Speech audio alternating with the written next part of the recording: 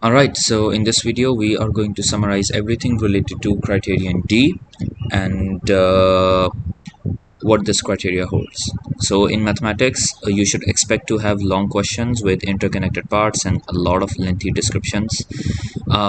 This also means that most of the answers of your previous parts would be used in the upcoming parts because of the interconnectivity. So make sure when you find an answer to something, you keep that in mind and you should assume that it can be used in the upcoming parts, especially the last 10 mark part. You would have new situations, you would have intimidating diagrams like big ones, small ones, a zoomed in version, a zoomed out version, so you're gonna have that. And then obviously to end it, you're gonna have the famous 10 mark bullet point question, where the first bullet point is always going to be identify the factors that relate to a certain situation, and you should just list down the factors and that's it. No need for any explanations, no need for any calculations, nothing. The second bullet point is going to be make the calculations or compare both scenarios by making the calculations or through your calculations. Then the third point can be making the design or selecting the scenario or making your decision based on your calculations above. You should do this. Okay, so based on your calculations, make the design or select the scenario that fulfills any condition, or make your decision from the two scenarios given to you. And the last bullet point can either be justify the accuracy or justify whether the solution makes sense in real life. I think both of these parts are really interconnected. So if we try to distinguish the criteria D question into some categories, we can come up with broad some broad categories, and there are 3 of them. We're going to look at the first one over here initially, which is the line of best fit or modeling or point of intersection. So line of best fit falls under the topic of statistics, but wherever I have a graph and I have some points and I'm making a line to model those points, it's gonna have all the knowledge of statistics, coordinate geometry. If it's a quadratic curve, then quadratics. And whenever I have point of intersection, the whole topic of functions and intersection of functions comes into play. So we're gonna start with this list first: May 2018, November 2019, November 2020, May 21, November 22. So you can see that within this zone I have most of the questions on this variety. So it was quite popular in between 2018 and 2022. It still is, but that was the golden period for it. So let's start with May 18 statistics. We're going to keep it short, to the point, and directly jumping into the answers. So this is the video. We don't really need to see it. It's just going to be general. The table below shows the age distribution of the population of Australia, percentage nearest 1%. Write down the modal class. Modal class is simply the class with the maximum frequency, in this case with the maximum percentage. So you're gonna write your answer just like it is written over here. So I'm gonna write my answer in the correct format, in the correct method, just like this. Okay, we move on. Show that the estimated mean age. Well, we know how to find the mean for data looking like this. We simply need to make an extra column of mid values. Then I'm going to multiply the mid values with every frequency or percentage in this case.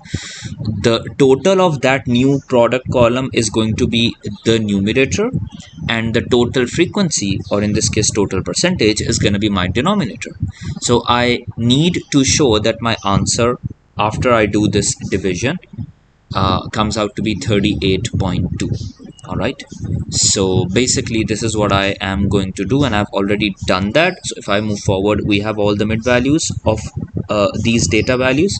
We're going to multiply all the mid values with the percentages and make the product column. If we add the product column, that's the numerator. The sum of the percentages is going to be the denominator. When I divide both of them to the nearest 1%, obviously I'm gonna find the mean age as 38.2. That's really easy. And even the marking key is really interesting over here, as it gives us the opportunity to use the calculator and copy from the calculator. And it has clearly shown that if the examiner sees working like this, give the student full marks. Okay, so you can type in everything separately, or you can just show it on the calculator and just at least mention that I have found the middle values as 10 comma 30 comma 50. You don't need to draw a full new table in the exam, just list down your answers. Okay, that's also allowed. Not to complicate stuff, but if time is really short, just make sure that you've done it, and the only evidence that you can show in the exam is by typing it in the answer space. Your rough sheets will not be checked. All right, so we move forward to the next question. A person was selected at random from the population of Australia. So a person is selected at random from the entire population. You should know what your denominator is if you know the entire population of Australia. Find the probability that this person was over 60 years old. Okay, so the total population of Australia, if I want to represent it as a percentage, that's 100%. How many of those people fall in the category of over 60? Over 60 means 60 to 80, 80 to 100. So it's 17 plus 1, that's 18%. 18% out of a total of 100%, that's 18 over 100, which is 0.18. That's really simple. So 0.18 can show that to you. That's basically your answer. 17 plus 1 over 100, 18 over 100, 0.18. That's your answer. Okay, so far so good. So we move on to the next question now. 70. The total population of Australia was estimated to be this to the nearest thousand. You see rounding over here. Rounding can actually be really helpful in the last part of this question, where he would ask us to justify the accuracy. So if I am using this value to calculate any of my results for the last part, obviously I'm gonna mention this rounding part if it's necessary. I don't know whether this value is going to be used in the last part or not, but if it is, I'm going to mention this, and this is a form of inaccuracy.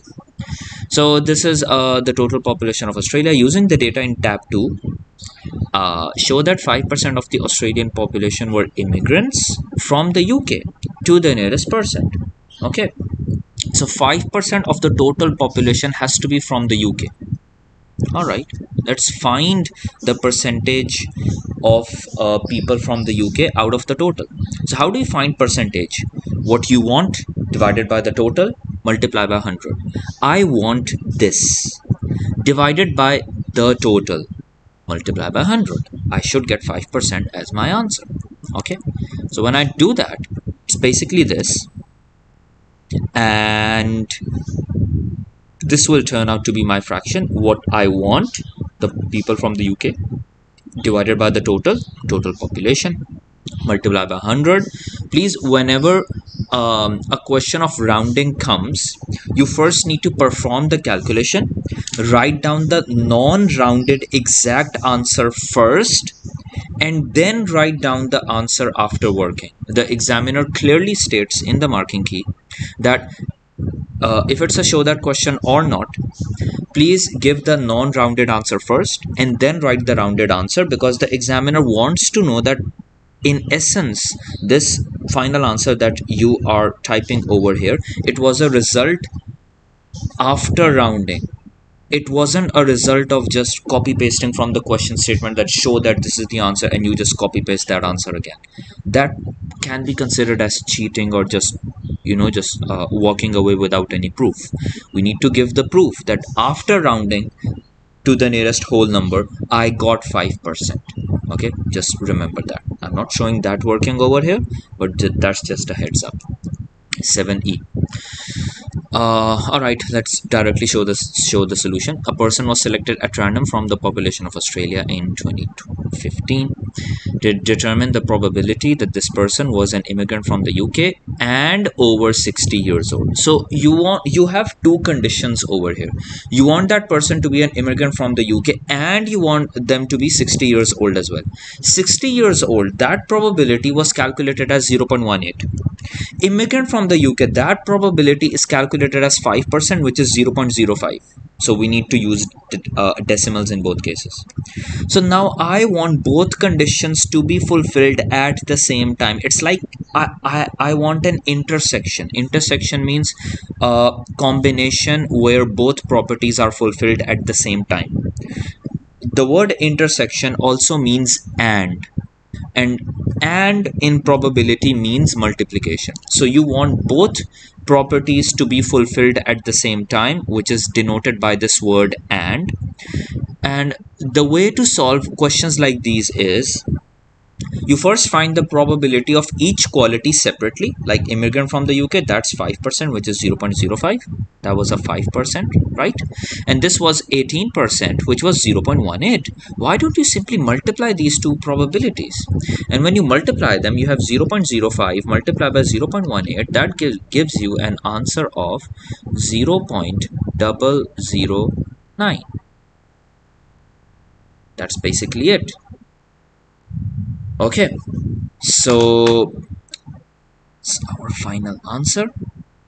This is also an example of independent events. Independent events generally don't have any linkage with each other, and if you want to find out their intersection, you simply multiply them. So probability of A intersection B for independent events is simply probability of A multiplied by probability of B. If I want to find out the probability of immigrants from the UK and being above 60 years old at the same time, I'll multiply the probability of being an immigrant from the UK with the probability of being 60 years old and above. Just multiply them. That's it. This is independent events.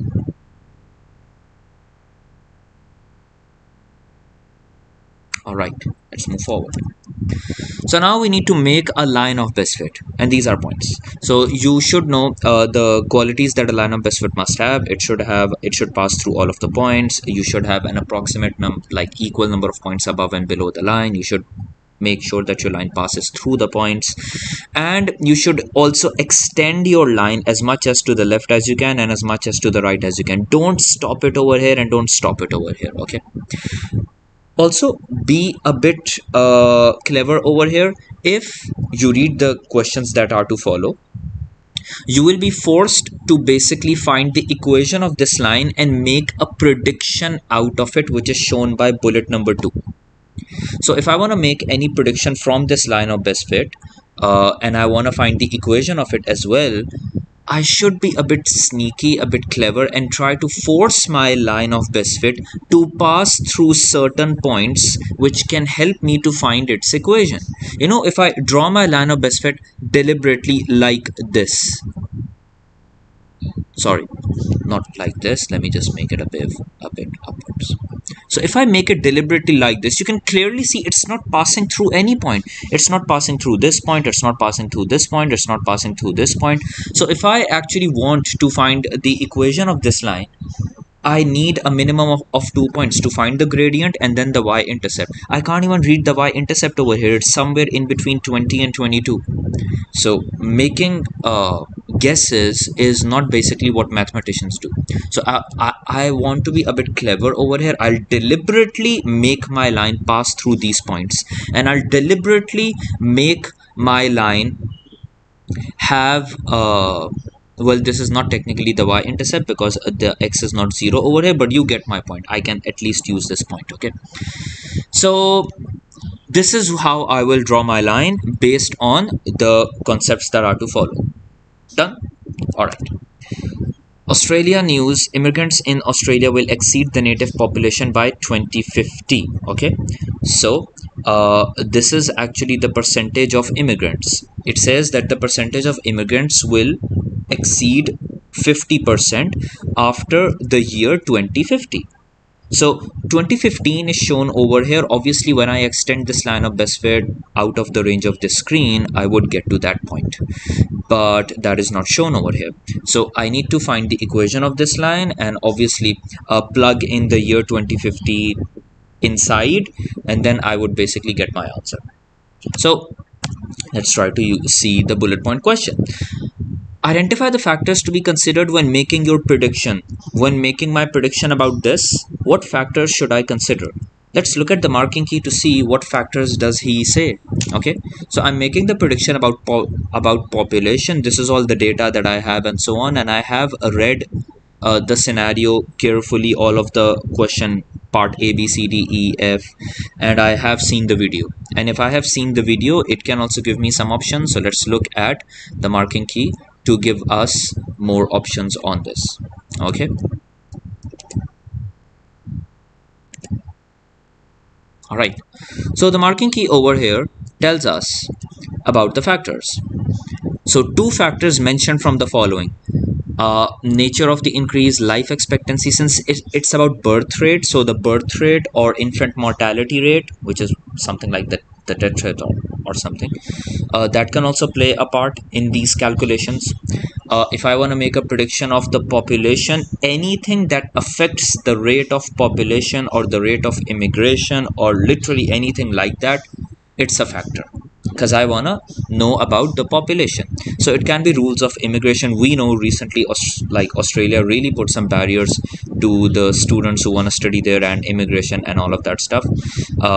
Any disease like a pandemic or something, it clearly affects a lot of people, and there are many deaths also. Change in population distribution. What if you have a large number of old people and very less young people? So that can change the dynamics. And basically literally anything that can affect the population, just write it there. Okay, and that's basically it. Now we need to move on to the estimation part. So the second bullet point is estimate in what year the percentage of immigrant population will exceed 50%. Okay, so this is our data. Let's go to full screen. This is our data over here. I can't extend the line of best fit and tell you just by looking. If it was possible, I would have told you the answer just by looking, or just an estimate of it just by looking. So we need to find the equation of a line and then ask the line that when the x coordinate is 20, 50, what is the y coordinate going to be? Okay, or we can ask that when the y coordinate is 50, like when the percentage is 50, what's the actual year when that happens? Yeah, I think we should ask that, not the previous sentence. So let's select 2 points to find the gradient of this line. I'm selecting 1985 comma 20 and 2000 comma 24. When I plug it in, I get the gradient as 0.267. So y equals to 0.267x plus c. To find c, I'll just insert any point that lies on my line and I'll place it in place of x and y. So I'm inserting 2024. So 2000 goes in place of x, and in place of y I get 24. And I find c, and c is minus 509.4. Okay, so my equation now becomes y is equal to 0.267x minus 509.4. Now I want to find out the year, meaning find x when percentage or y is 50. Find x when y is 50. Find the year when the percentage reaches 50. You know, it's slowly increasing continuously. So find the year when the percentage is 50. When I solve this equation, the answer of x comes out to be 2095. In the year 2095, this percentage, as per this line of best fit, will reach 50%. Okay, so I've done this bullet point. Answered. Use a suitable degree of accuracy for your results. Well, I haven't done any rounding. It's basically I use the x-axis and y-axis values, and literally it's all suitable, it's all there. I don't need to write or do anything for this bullet point. This was just an instruction. Justify whether the year you estimated makes sense. All right. Is all of this scenario accurate? You all know that whenever you have a line of best fit, it's never accurate. Okay, because you have no guarantee whether this population will continue to keep on increasing just like that. And how do I know that? Because of the factors that I mentioned. When you mention the factors, if any of these factors change, the population will change, and the year when the immigrant population reaches 50, that will change. So if I go down to this question over here. It's actually justify whether the solution makes sense in real life. It's basically the same question as you would have had for justify the accuracy of your results. And as per the marking key, you should always start your answer by labeling it as accurate or inaccurate. You should always go with inaccurate for a line of best fit questions, and note down these answers for a line of best fit that you encounter for any of your questions. Okay, the prediction I made is not very accurate because many factors may vary, and you should mention the factors that you mentioned in bullet number 1. Okay, predictions using the line of best fit for future are not guaranteed. Your line of best fit is only valid and is only applicable for the data points over here, meaning from 1990 all the way till this final year, which is given to us as 2015. What happens after 2015? I don't know. It can be possible that COVID happens and the population starts going down, which means this line of best fit is invalid. So how can you predict the future? By just having data between this small bracket of years. This is called as extrapolation, and extrapolation is always incorrect. The prediction using the equation line is not very accurate because it is only taking in data from a small window or an isolated time, basically from 1990 till 2015.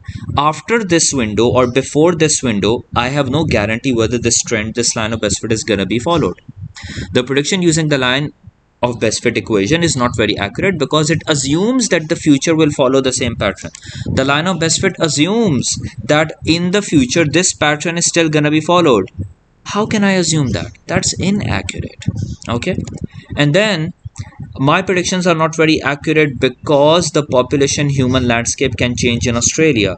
The population landscape can change. There can be more old people and less young people, so less a chance of marriage, less births, and all of the rest of the things. Okay, so you've learned a lot of things. You've learned how to answer, justify whether the solution makes sense, or justify the accuracy of your results for a question related to line of best fit. And you should keep these in mind whenever a question of line of best fit comes, as it came last year in May 2024.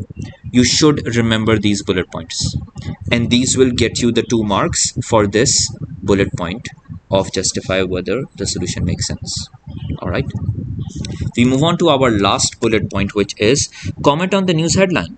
Well, the news headline said that the immigrant population will exceed the native population by 2050, meaning the immigrant population will cross 50%. Okay, but my calculations say that they will cross the immigrant population in the year 2095, not 2055. Okay, sorry, not 2050.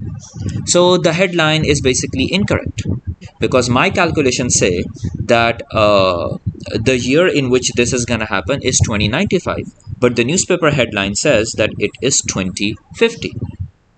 So just agree or disagree with the headline. I would disagree because my calculations clearly say that it is incorrect. Okay, let's quickly look at the marking key for this and then finish this question. So comment on the headline. Not accurate because I estimated my calculation to be 2095. It's clearly a valid point.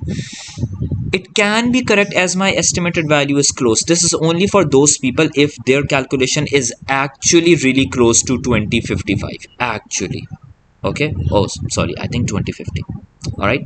Many factors can affect, so I can't say for sure. This is literally, I won't accept this point. The examiner accepted it, but I would not accept it. So in this comment on the news headline question, you need to accept or not accept the headline. Okay, clearly mention that is it right or is it wrong, and then with a reason. If you do not give a reason, you don't get any mark over here. Okay, so this finishes this question of May 2018.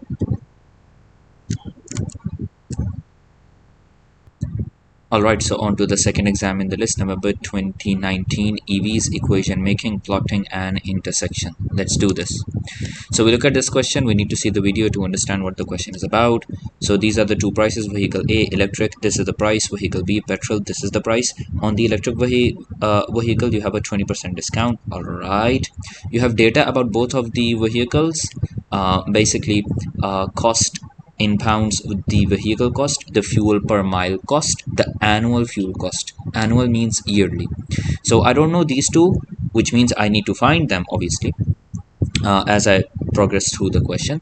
For the petrol vehicle, I know the cost is 18,000. It's in the diagram above, and I know that the fuel per mile cost is this, and the annual fuel cost is this. So the fuel per mile and annual fuel, I know they're related, but I don't know how. I'm pretty sure the examiner will guide me how that works. So first of all, calculate the vehicle cost after the government incentive for vehicle A. I knew that the examiner will force me to find this, and here he has. So there's a 20% discount on this cost. What's the price after discount? Really easy. It's a percentage question. So let's look at the solution really quickly. After the discount, we know there are two methods of doing this. First, let me find 20%. uh, sorry, first let me find the discount, which is 20% of the total, and then I'll subtract it from the original price of 31250 pounds, which is going to give me 25,000. And the direct method of doing this is, since method 2 is a two-step process, the direct method of doing this is 20% discount means only 80% has to be paid. So why don't I directly find 80% of the total cost, which is again going to be 25,000 pounds. Okay, part number 2. A person drives 14,000 miles on average per year. On average, focus on the words. Determine the annual fuel cost of vehicle A.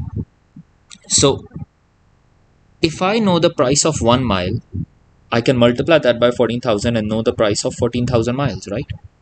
The price of 1 mile for vehicle A, electric vehicle, is given over here, 0.035, which means that if I multiply this by 14,000, I'll get the annual fuel cost. I knew these two were related, and now I have found the relation. You can check this yourself. If you multiply this number by 14,000, you will get this answer back. Okay, so that's our way of checking and solidifying our concepts. Okay, so once again, 7b, for 1 mile, this is the cost. For 14,000 miles, multiply, and you have your answer. Okay, which also makes sense. We know that the running cost of electric vehicles should be less than petrol. That's common sense, and it also shows. All right, we move to part C now. This is all the data for vehicle B. The total cost of owning a vehicle is the sum of vehicle price and annual fuel cost. It's like the examiner is trying to teach me something, that whenever I'm gonna find the total cost of any vehicle out there, I'm gonna have to use this statement to help me. Capital T, total cost, is equal to the sum of two things, vehicle price and annual fuel cost. Now you should know annual fuel cost means yearly fuel cost. The examiner needs to tell me the number of years. If it's 5 years, I'll multiply this guy by 5. Okay, if it's 10 years, I'll multiply this guy by 10. But vehicle cost is only paid once when you buy the vehicle. So the number of years don't have anything to do with this, but the number of years have a direct linkage with annual fuel cost. So make sure when I am going to use this formula to basically find the total cost of owning vehicle B for 7 years, I need to multiply the annual or yearly fuel cost by 7, and I'm gonna include the vehicle price only once. Okay, that is exactly going to be what my answer is. As mentioned in the question, the total cost is annual fuel cost for 7 years plus vehicle cost. Okay, so 1190 multiplied by 7 plus 18,000 as shown. All right, food for thought. This will be used in the parts to come. We can now come up with some sort of a formula or an equation for total cost T for owning vehicle B for a certain number of years. So if I take the number of years as n, I can find the cost for any number of years. I'll just place the number of years over here in place of n.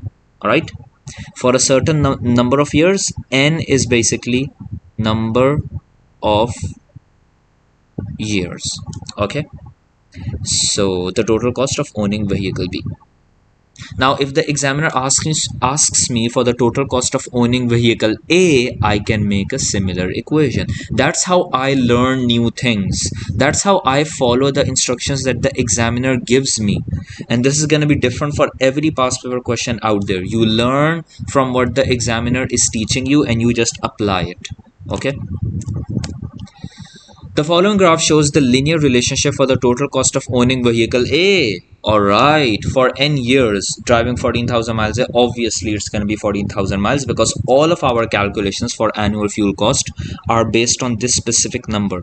Write down a linear equation or a formula for the total cost. Again, what am I going to use? I already know how to find the total cost. It's this. Okay, so I'm gonna use the same formula to find the equation of the total cost for vehicle A for n years. It's simply gonna be using the answers that I found in the previous parts. Total cost is equal to annual fuel cost for n years, not 7 years, n years. Okay, plus the vehicle cost. We know the vehicle cost is 25,000 after discount, and annual fuel cost we found that as 490. So the total cost of owning vehicle A, T subscript A, is equal to 490n plus 25000. We now have the equations of both of the vehicles. One is given to us like this and the other is also going to be given to us as we go down. Okay. Discuss whether vehicle A or vehicle B is a better buy. Use the information provided in the table and your answers from part A to D. To answer this question, in your answer, you should identify 3 relevant factors to consider when describing whether to buy vehicle A or vehicle B.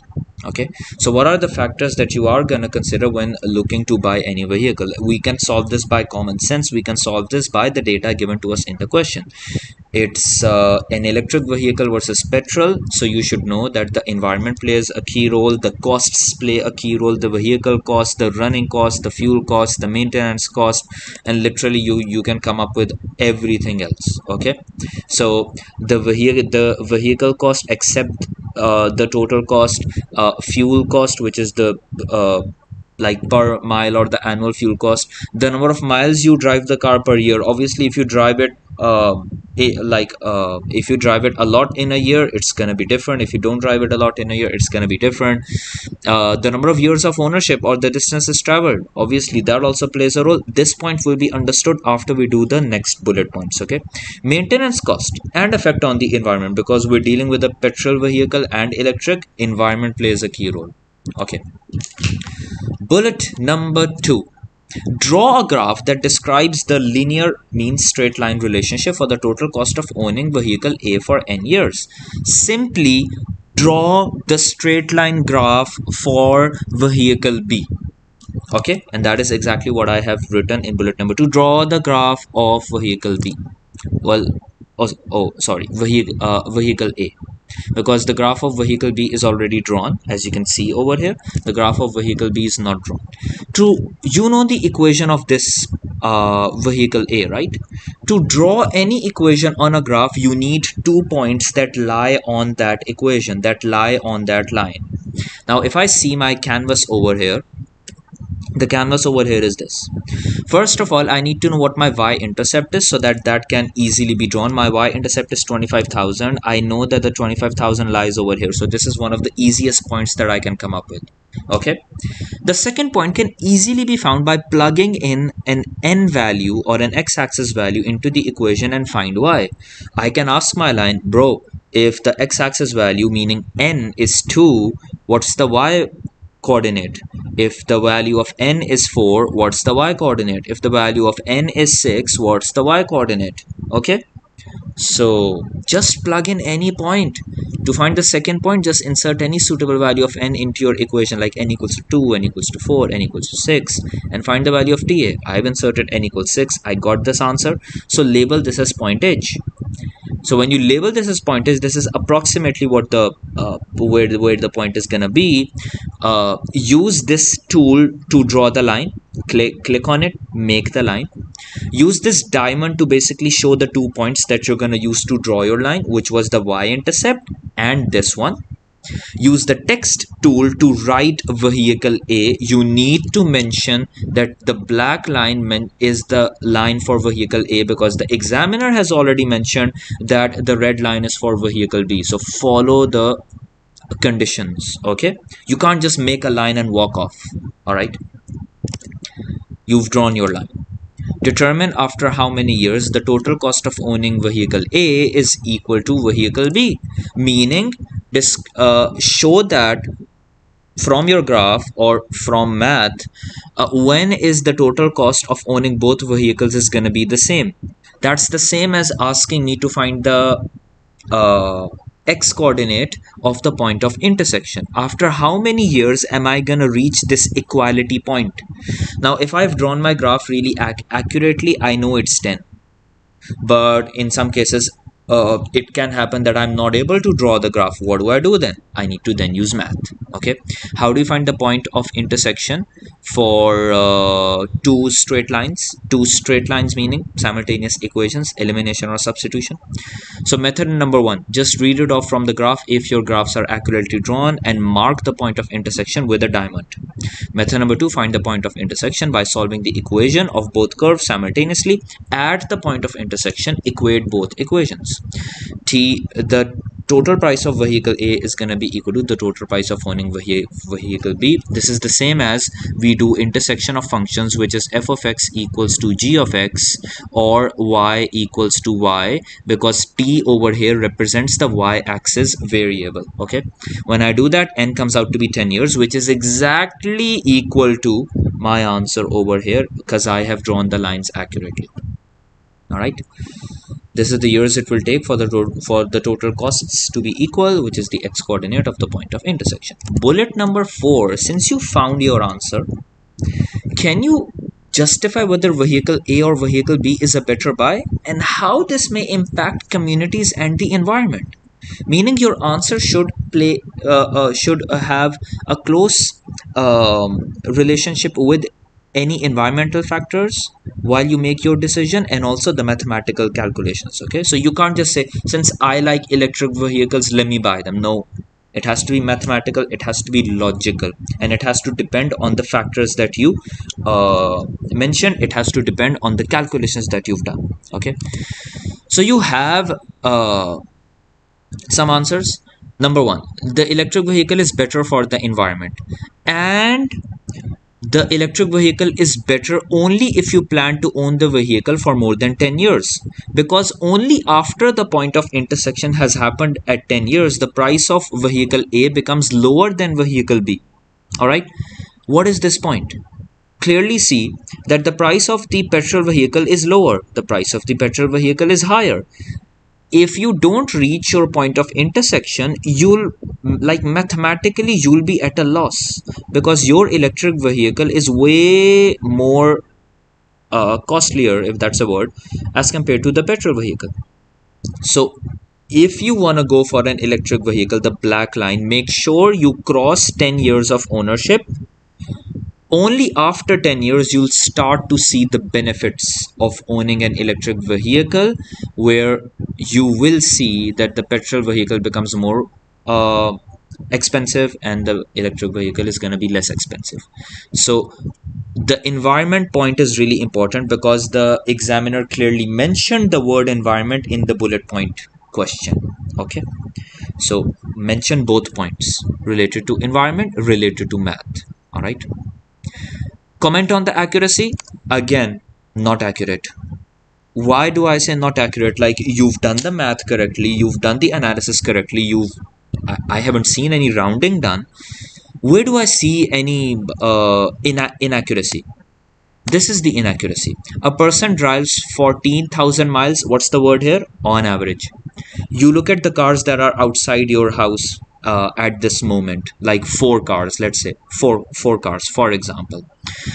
Do all of those cars drive the same miles every year? You might use one car every day. You might use one car once a month. So why are you assuming that every single car on earth drives 14,000 miles every year? And this 14,000 number is so important that it is the thing which is determining my annual fuel cost, because I multiplied fuel per mile with this number to get the fuel cost. The fuel cost is present in my equations over here, 1190, over here 490. If this number changes, if 14,000 changes, the fuel cost will change. If the fuel cost changes, my equations will change. If my equations change, my point of intersection will change. Literally, this number is responsible for so many things. And this number 14,000 that I'm talking about, it's an average, it's an approximation, it's an estimate. So how can that make my complete analysis accurate? It's impossible. Okay, so not accurate. Start your answer by saying not accurate, because the average mileage of 14,000 may vary, and it affects the fuel cost. The annual fuel cost. It affects the total cost. It affects the point of intersection.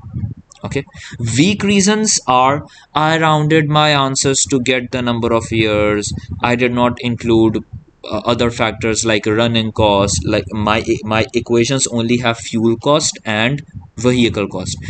Nowhere in the equation is the running cost there. So again, weak factors. Don't go for the weak factors, go for the strong factors. So this completely finishes this question over here. Alright, so we move on to November 2020, which is based on statistics, and we need to make predictions from the equations given to us. Alright, so this is going to be based on modeling. It's on pollution. Let's move forward. So we have this table of annual exposure to particulate matter in Europe in 1990. So this is the table given to us. It's data in a frequency table with class intervals, and I'm going to use this table in question number 6a for drawing the histogram. For your information, histogram is a bar graph without any gaps. Okay, so I go to this question, and to visualize the level of exposure, construct a histogram. So basically from 0 to 10, my bar is gonna be at the height of the frequency of 3. From 10 to 20, my bar height is gonna be 17. So you can use this box tool to basically draw it, and you can take help from this already drawn histogram to know how it's gonna be drawn. Okay, so quickly showing you the answers, and this is basically how it is going to look like. Use the box tool to draw it. All right, and when you put your mouse on these bars, it's going to show you the frequency. If you're not able to read it out really quickly, this is 24, this is 5, this is 2, and so on. Your next question is, in comparison to your histogram and the histogram in 2016, can you state one difference? So when I look at both of these graphs, I see one difference, which is there is no exposure there is no European country with an exposure greater than 40. But over here, there are countries with exposure greater than 40. So this is one difference, and the other difference can be the highest number of countries that fall in any exposure category is like a 17, whereas over here it's a 24. That's also a difference. All right. Using the histogram of 2016, show that the estimate of the mean is this, meaning I need to find the mean by using a histogram. Has that ever been happened? No. I might not even know how to do this. I know how to find the mean from raw data, from data in a frequency table, or data in a frequency table with intervals. In part A, the examiner taught me how to convert this data into a histogram. So I know that this data also for 2016 came from some sort of a table looking like this. So first I need to convert this histogram into a table and then find the mean. Okay, so I've converted the histogram, which is this one, into a table. Like from 10 to 20, this is my frequency. From 0 to 10, this is my frequency. From 10 to 20, this is my frequency. 20 to 30, this is my frequency.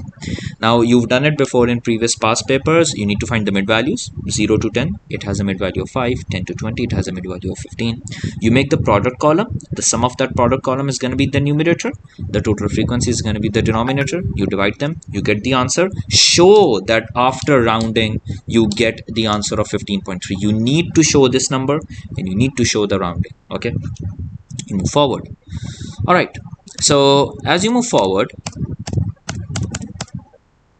The data from 1990 to 2016 can be modeled by the line of best fit. It has already been drawn. I see these numbers unknown. Y is equal to mx plus c. Y is E, exposure. N is number of years, which is after 1990, which is x-axis. A is going to be m, the gradient. B is going to be y-intercept. I know what the y-intercept is. It's 18. I can read it off. How do you find the gradient? You're going to find it by selecting 2 points that lie on the line, clearly on the line, and then you're going to plug them in the gradient formula and find it, because the question can't move forward logically without me finding A and B. It's impossible. Find A and B. I knew that. Okay. So to find A and B, let me select 2 points, the y-intercept and this point, which is 13, 16. Always select 2 points that clearly lie on the red line, not any of these points that don't lie on the line. Okay. So A is M. I'll choose 2 points to find M, and I can clearly see what the y-intercept is. There's no need to do any calculation for it. Clearly place it here, and that is it. Okay. Question number 6E, 10 marks. Okay, so the data can also be modeled by an exponential function. Okay.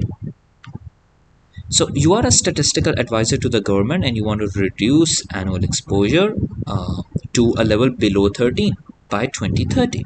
Analyze the two models to make a prediction of the annual exposure in 2030. I think this is more or less related to May 2018, where we had to make a prediction from our straight line of best fit about the population of Australia by the year 2050 or 2055 or something like that. Okay, so over here also we need to use our models to make the prediction of the annual exposure in this year.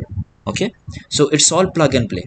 I'll plug in the number of years, I'll find the y value of exposure. I'll plug in the number of years and I'll find the y-axis value of the exposure for that year 2030. It's that simple. But I'll do that as the bullet point comes. Identify a factor from the data that is to be considered while making your prediction. I think the exposure can be a factor, obviously. So the model, the equation used to predict, that's a factor. Whether the data will follow the same trend or not, that's the factor. We see that the exposure, the data is given to us and it is continuously decreasing regardless of which model we look at. And the models are based on the data given to us, and the data is plotted as a scatter plot. Again, you can just use any of the points. Okay, any technology that is used to measure this exposure, or it affects them by maybe something that limits them or something that increases them, you can mention any of that. Okay, it's all accepted. So it's only one factor, but I urge you to write down more than one. Predict the level of exposure in 2030 by using both models.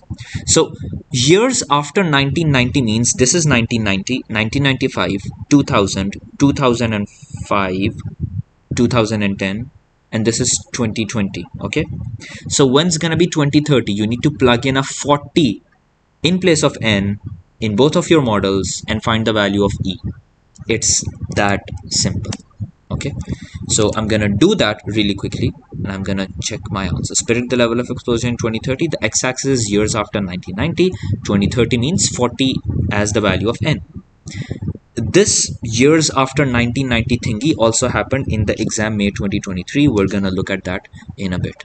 So the linear model equation, I found that out myself. I'm plugging in a 40. The annual exposure is 11.84. Note, it's lower than 13. It's exactly what we want. It's what the government wants. For the exponential one, we plug in a 40. We get 13.9. Now, this is the job of the calculator. Don't do this by hand. This calculation is the job of a calculator. Don't do this by hand. Like, you're gonna show the step by writing it or typing it. Don't do it by hand. Okay, comment on the accuracy of the prediction. Comment on the accuracy of your answer. So you're making predictions based on the model. The model basically stops over here, like the data stops over here. Do you have any guarantee that the data is gonna continue following this trend? Do you have any guarantee that the data is gonna continue to follow this trend? No. Again, one of the same points about accuracy that you mentioned in the 2018 exam, because you're using models, you're using line of best fits and so on. Okay, we are making predictions by using models. This is exactly what extrapolation is, and extrapolation is never accurate. Extrapolation means you're making predictions in the region of the graph where there are no data points. Okay, there are no data points close to n equals to 40 to confirm the accuracy or validity of the model. We can't be sure whether the curve and the line will continue to follow their fixed trends, their fixed slopes, or their fixed shapes. Following the same trend in the future is an assumption. The line of best fit or the curve of best fit is an estimate representation of the data, and see the marking key for more points. Okay, inaccurate because the prediction I made is not accurate because many factors vary in the future. It is possible that electric vehicles or amazing technologies come out that limit pollution by a large margin. Prediction using the line of best fit for the future is not guaranteed. It's not accurate because it's only taking window of isolated time. Literally, even the marking key has repeated the points of the 2018 marking key. The prediction using the line of equation is not very accurate because it assumes follows the same pattern repeated. Any factor can happen which affects pollution. If you have wars, if you have disasters, pollution may rise exponentially. It shows it's falling, but it may rise. Anything can happen. Advice for the government on which model to use. The government actually wanted the pollution to go below 13 units. Okay, model 1 fulfilled that aim. So we can use model 1 as the aim was to reduce the annual exposure below 13, but practically model 1 is just a straight line, and the thing wrong about a straight line is it will continue to fall. Such regular or such patterns without any deviation in real life, they're not possible. Okay, because you have natural disasters, you have a lot of factors that change. Such smooth regular patterns in real life don't work. You always have ups and downs.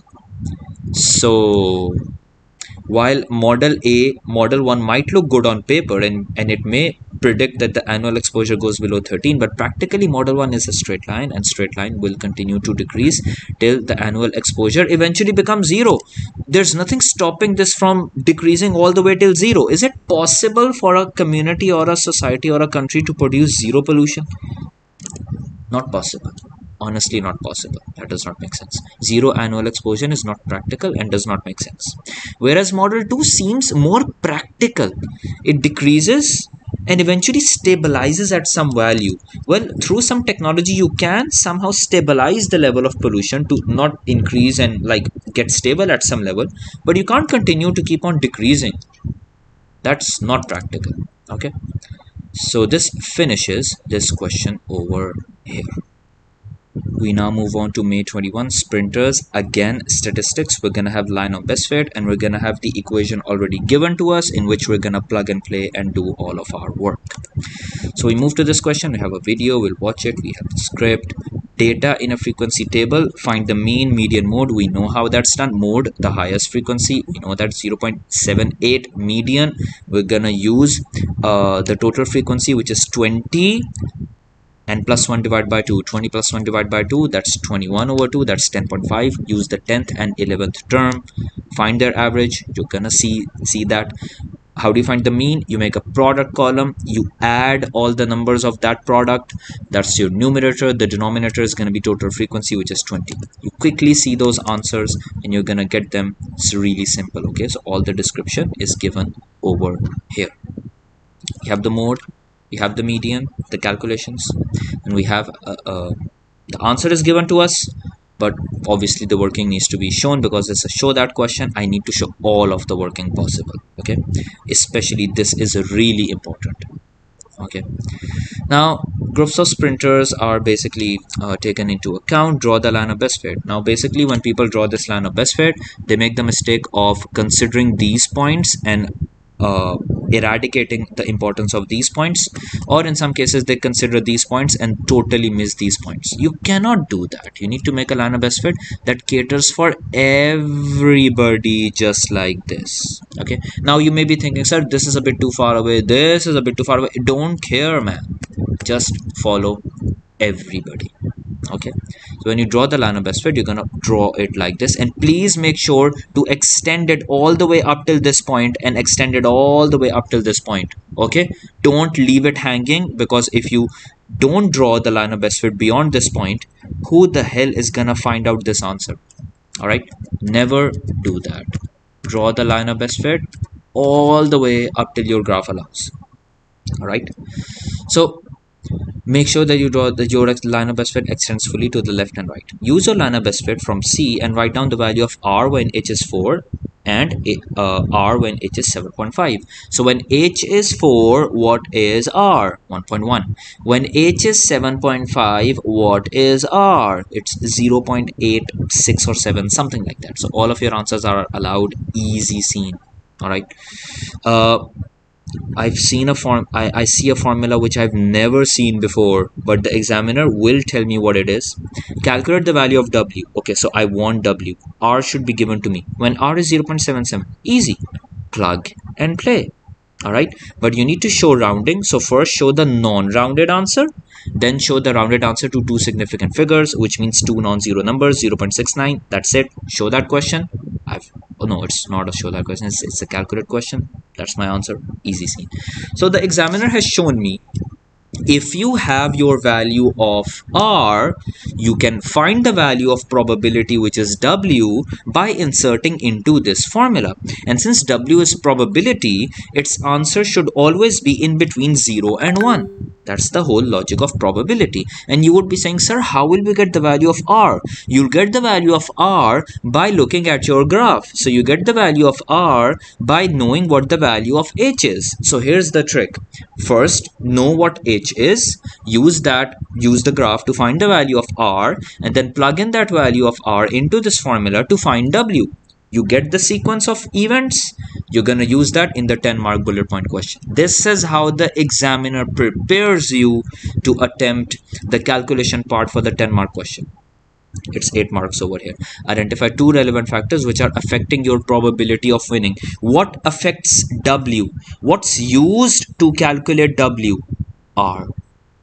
And what's used to calculate R? What affects R? H. So there are only two factors over here, relevant factors over here. R is the mean reaction time, the hours of sleep, and the reaction time, and H is the hours of sleeping time. Okay. All right. Common sense. Calculate the probability of winning for sprinters with different sleeping habits. In short, complete the table. So for H equals to 4, I already found this in part C. I think I already found this in part C. Plug in this value of R into this equation, find W. You've already found this above in part number D. And select one more value of H. Let's say I select 9.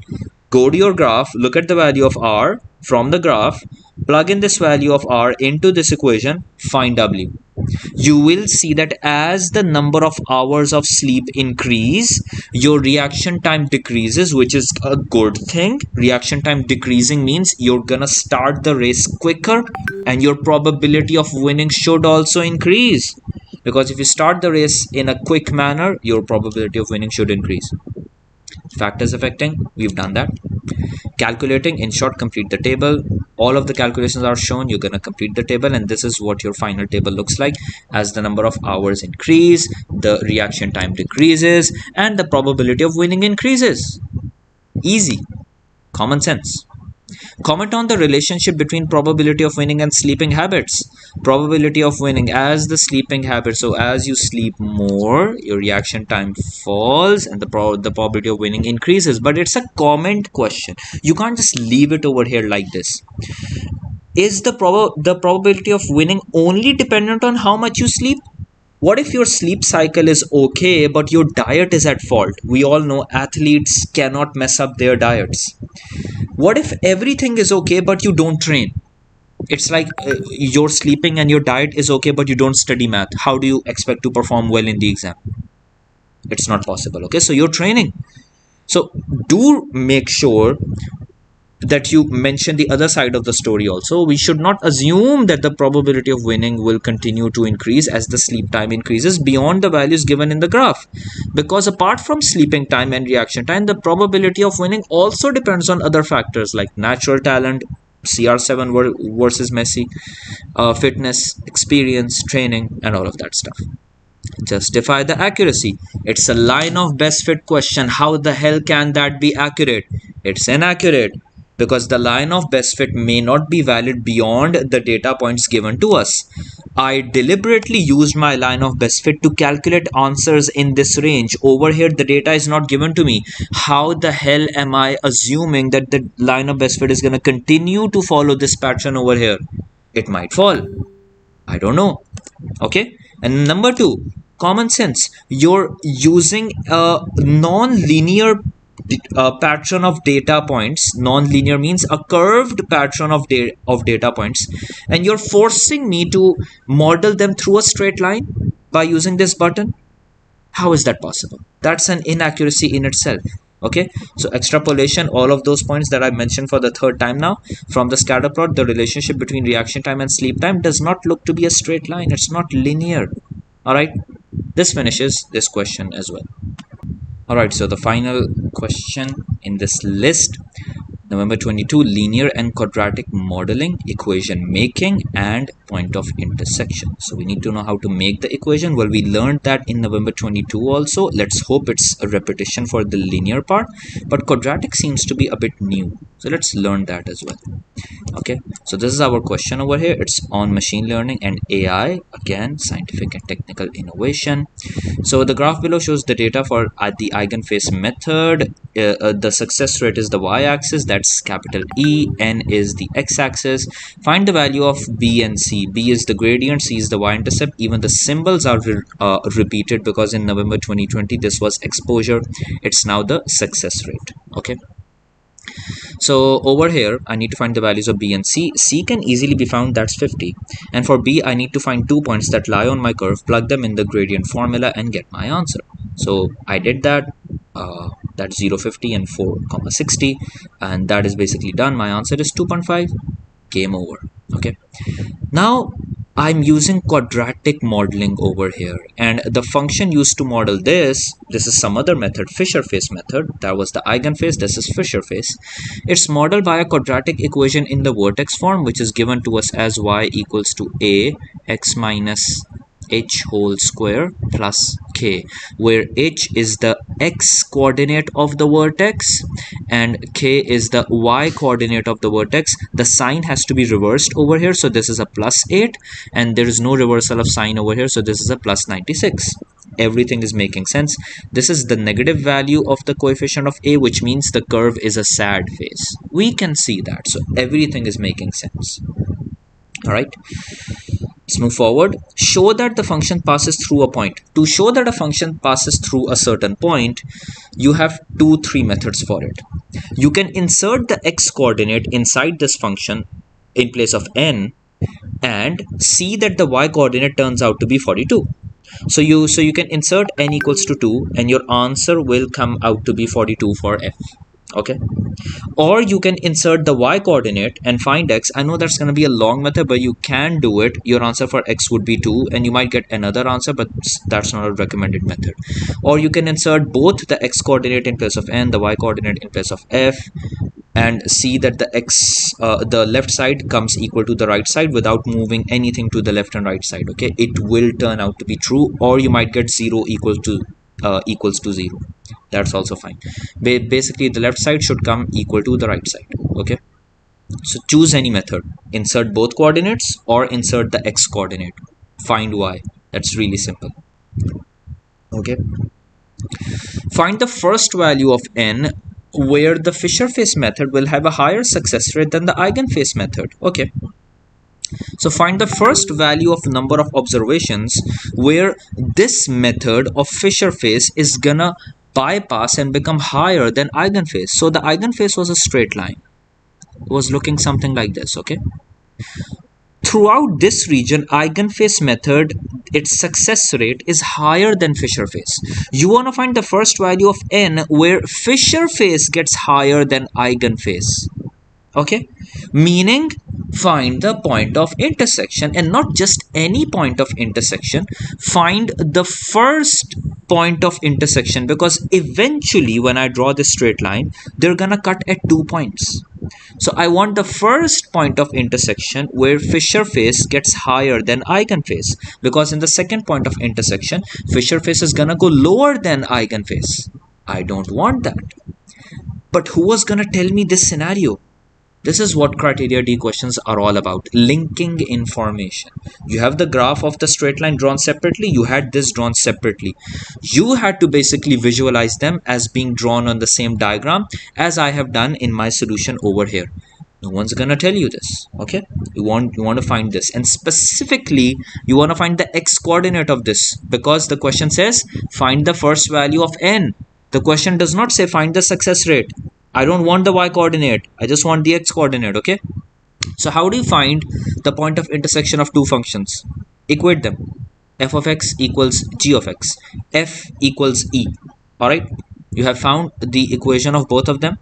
Equate them. Open the bracket. You should know how to open up square brackets. It's really important, okay? Multiply that by minus 1.5. Move things here and there and achieve the standard form, which is ax square or an square plus bx or n plus c is equal to 0. If you do this, you get 3 marks out of a total of, I think, 5. Yeah, 3 marks out of 5. Now use the quadratic formula because you have decimals, okay, and insert your coefficients into the formula. Directly get towards your answer, because you only have 2 marks. 2 marks are just going to be close enough to the answer, okay? So when you do that, you get 2 answers. This answer is rejected, number 1, on the basis that I wanted to find out the first point of intersection, and second, this is out of the domain. My domain for this entire question is from 0 till 8 number of observations. I think it's mentioned over here. Yeah, over here, 0 all the way up till 8. I can't go beyond 8. In this question, going beyond 8 is out of the domain. Okay, domain is the x-axis values that my function can actually have. It's like the x-axis limits. Reject this answer. Now the first value of n. The first value of n after Fisher face gets higher than eigenface. That's not 2.92. Number of observations have to be an integer, so that's 3. Okay, you can either have three observations or 2. So the first value of n is basically 3. It's not 2.92. You need to state your answer as 3. You move forward. This is another method. It's a LBPH method, and its model is given to you over here. You know the maximum point and you know this point as well. Knowing the maximum point and this point, can you find the value of a, h and k? You should know that this is the vertex form. Again, this is the x coordinate of the vertex, this is the y coordinate of the vertex. Okay, so from 8 you can find out this answer, from 86 you can find out this answer, and from the other point 2,50 you can find out small a. Because you should understand that when you write down this answer over here, it should be something like L equals to a n minus 8 whole square plus 86, which means that h is equal to 8, k is equal to 96. Now some people might write this incorrectly as h is equal to minus 8. That's incorrect, because if you place h as minus 8, the minus and this minus over here, they will become a plus, which is really not the right thing. A plus 8 inside the bracket means the x coordinate of the vertex is minus 8, which is not true. This is a plus 8. So don't mess around with the signs, okay? Make sure they make sense. And how do you find a when everything else is given to you? Sorry, this was 86. How do you find a when everything is given to you? You simply plug in a point that lies on your curve in place of L and N and find a. So plug in the x coordinate n as 2 and capital L as 50 into your equation and find a. It will come out to be a negative number because you have a sad face, and your answer for this is a equals to minus 1. I've done that below. You can see that. Okay, and plug in 2,50. When you plug it in, you get your answer. So your function is this. Okay, the graph shows all of these functions. So you could have used this graph for that part, find the first value of n where Fisher phase gets higher than eigenphase, but who knew you were gonna scroll that down to see it? Anyways, I've written down both equations over here for my help. Okay, because previous answers are used in the questions to follow. That's really important. Analyze the three methods in order to choose the best one. So this is my aim. I want to choose the best method. Identify a factors that affects percentage success rate. All the science students out there, identify something that affects the y, the dependent variable. Who affects the dependent variable? The independent variable. That's it. So the number of phase observations is the factor. Notice now the examiner wants you to write down the factors in a separate answer space. Scary. Make calculations for the point of intersection between F and L. How do you find the point of intersection between equations? Equate them. So I'm gonna equate them. This is probably the first time, so you have the factors over here. You can read them, but the best factor is the dependent variable, which is number of observations. Okay. Calculation, intersection, equate both equations. For the first time, you're being made to equate a curve with a curve. Okay, and once again you're gonna have 2 points of intersection, because one point of intersection is gonna be over here, the second point of intersection is eventually gonna be over here when both of them decrease and they're gonna cross each other again. Okay, you want to find both point of intersections, but this one is going to be out of the domain. You will reject it, and this time I need both x and y coordinates of this point of intersection. I won't stop only at the x coordinate. Okay, so again, expand brackets, move things left and right. It is gonna be creepy, but I insist that you do it by hand. It's really important. And get to the checkpoint, which is the quadratic equation in the standard form. Ax squared plus bx plus c equals 0. 3 marks up till here. And to get the full 5 marks for this, you need to use the quadratic formula once again. For the second time in the same question, you're being forced to use the quadratic formula. You're being forced to find point of intersection. That's how devastating this question was. Okay, quickly, out of the domain, we know that this is inside the domain. When you find n equals to 3.528, insert this value in any function of your choice to find the y coordinate. I'm using L. Okay, and when I do that, it's 66.0. So the point of intersection is 3.528 comma 66.0. There's no need to round, because like otherwise this answer would not have been accurate. Accuracy, is this accurate or inaccurate? I'm modeling, I'm predicting, come on. Once again, this is a point of this is like having scatter plot and making line of best fits or curves of best fits. Again, how can this be accurate? All of my predictions are based on the curves are not passing through all of the points. Again, not accurate. I start my answer by saying not accurate. Okay, equations of the models are just estimates, and they do not even pass through all of the data points, and hence they do not accurately represent the entire data. So how can those inaccurate equations give me accurate answers for point of intersection? Again, nope, not gonna happen. Okay, these are weak reasons. Try not to do them. Rounding and stuff like that, approximations, whatever. Justify the best method. Now, what makes a method best? If you would have watched the video, the method should be the best one which gives you the highest success rate, the highest y-axis value, right? Go back to your curve and see the highest y-axis value. Which curve has the highest y-axis value, like the highest maximum point, the highest vertex?